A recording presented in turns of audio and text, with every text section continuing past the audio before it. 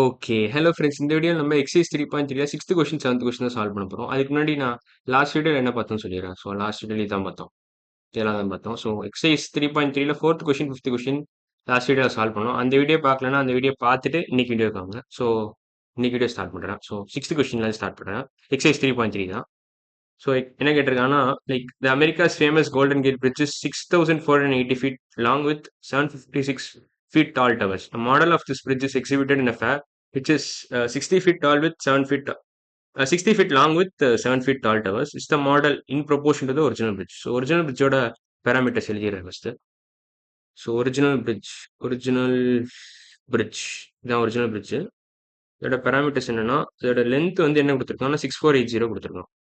So height என்ன கொடுத்துருக்காங்கன்னா 756 கொடுத்துருக்கான். So length with respect to ஹைட்டோட ரேஷியோ இதான் 6480 with by 756.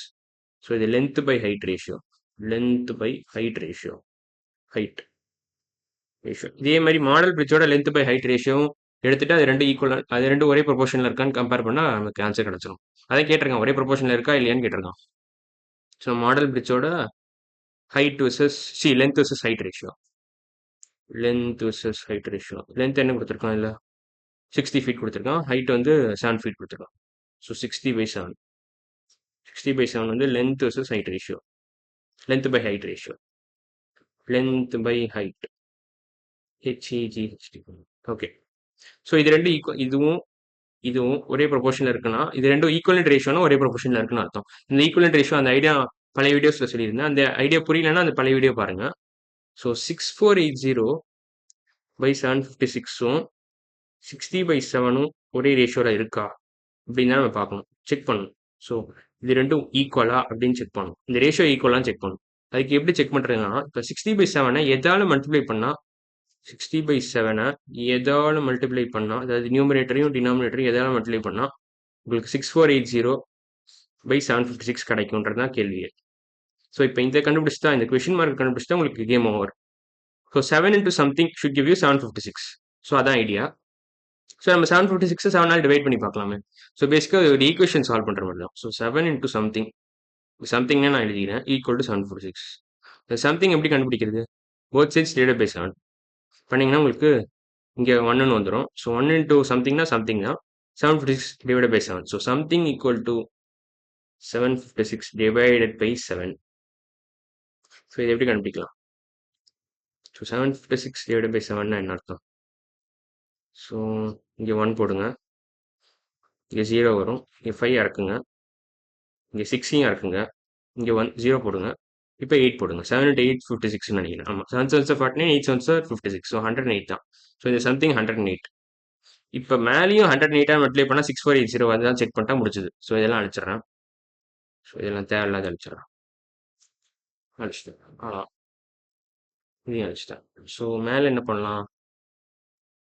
So 60 into let's say 108 தானே கொடுத்துருக்கோம். 108 போட்டால் உங்களுக்கு 6480 வருதான்னு செக் பண்ணணும்.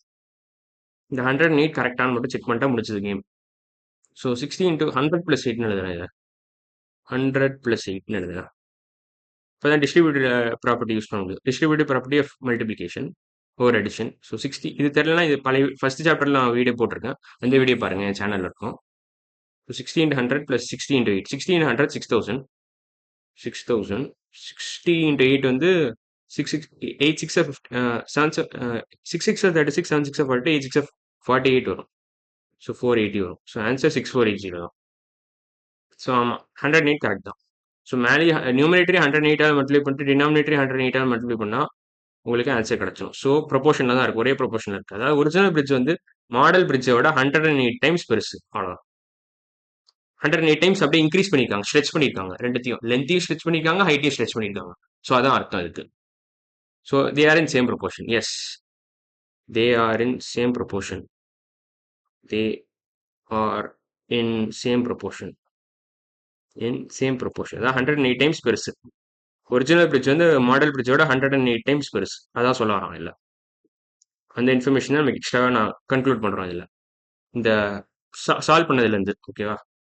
ஸோ அடுத்த கொஷின் போனால், இந்த ஸ்பேஸ் நான் கிளியர் பண்ணிக்கிறேன்.